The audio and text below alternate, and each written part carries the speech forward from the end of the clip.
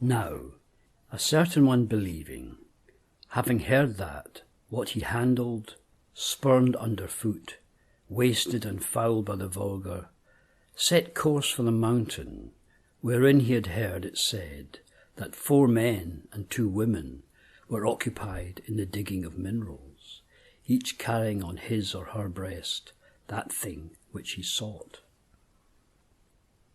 Being thus persuaded of this, he entered into the mountain, and having met with the first personage, who was occupied at working and digging the earth, looking attentively upon him, perceived a strong and robust man in the habit of a soldier, red in colour, and returning from the war, and knowing no other trade by which to earn his bread. Now he, having regarded this traveller, spoke unto him rudely, and asked of him what it was that he sought, and who had made him so hardy as to venture into these realms where no one had ventured before. The traveller, astonished to find himself looked upon askance, and addressed in tones so brusque, replied right gently,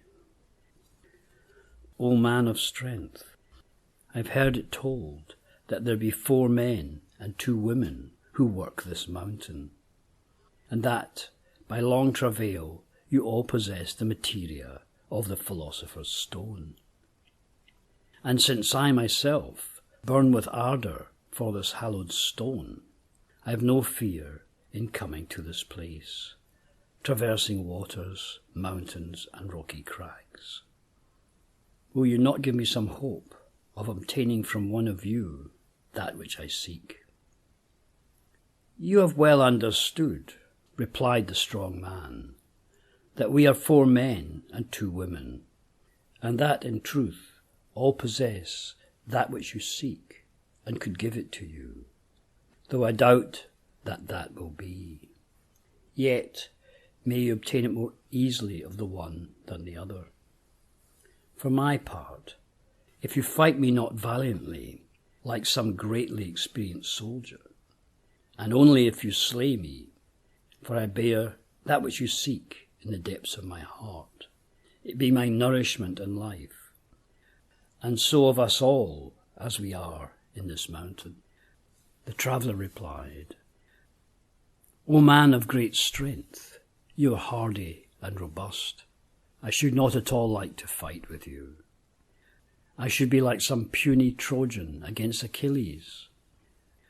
And yet, could I do all that David did against Goliath? I advise you, said the robust man, to lay neither no hand upon my neighbour and concubine, who also is most powerful in combat. And if I be a lion, she surely is a lioness. Nor do I advise you to attack our sovereign chieftain and his wife, for they be the king and queen. They have too much of pomp and splendour. Take care then to attack them not, though you might well vanquish them.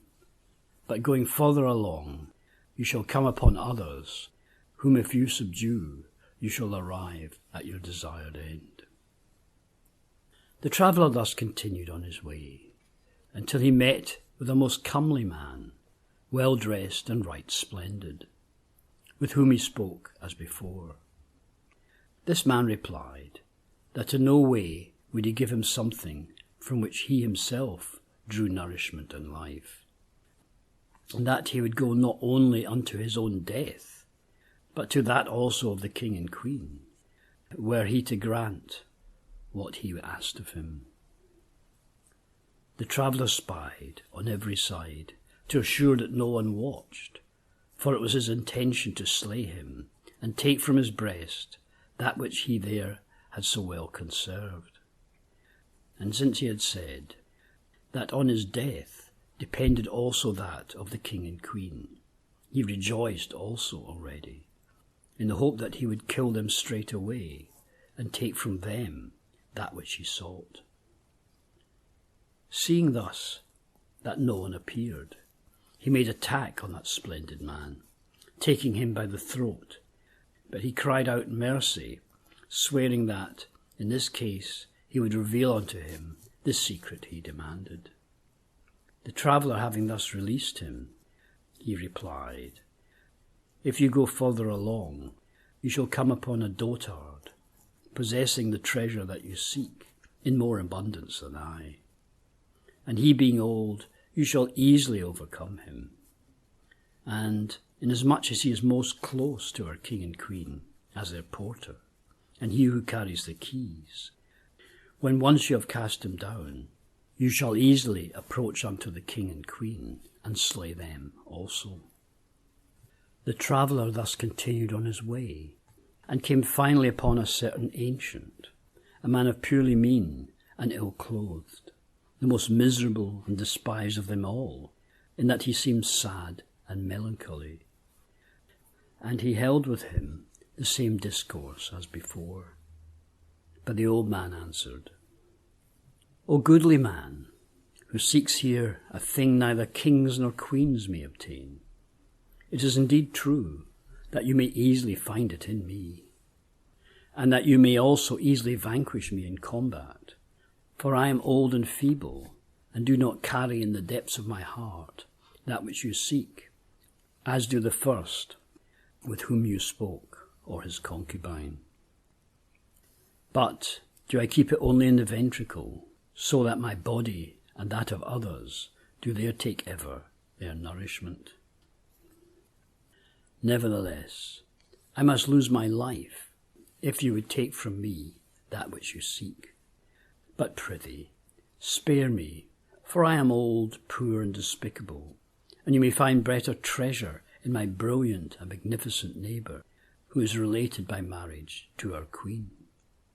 Were you to vanquish him, you would have a treasure more precious than from me who is so poor, for never does one find the beautiful and bright in the poor and despised.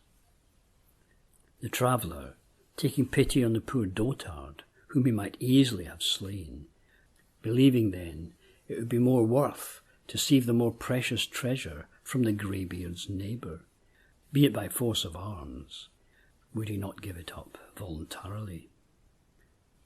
Howso it be, as he was departing, the old man commenced to smile, more especially that being the possessor of so precious a treasure, he had tricked the traveller, which same, perceiving this, on turning about, immediately retraced his steps in fine fury. Is it thus, he demanded, you wicked old man, that you would make mock of me? I know now that you only pretend to be poor, and that it is you who hold the greatest treasure, just as your neighbour told me. Now take the punishment for your laughter, and receive your death at my hand. And thus was the old man slain. It is easily understood by all that has gone above where to find and take the mercury.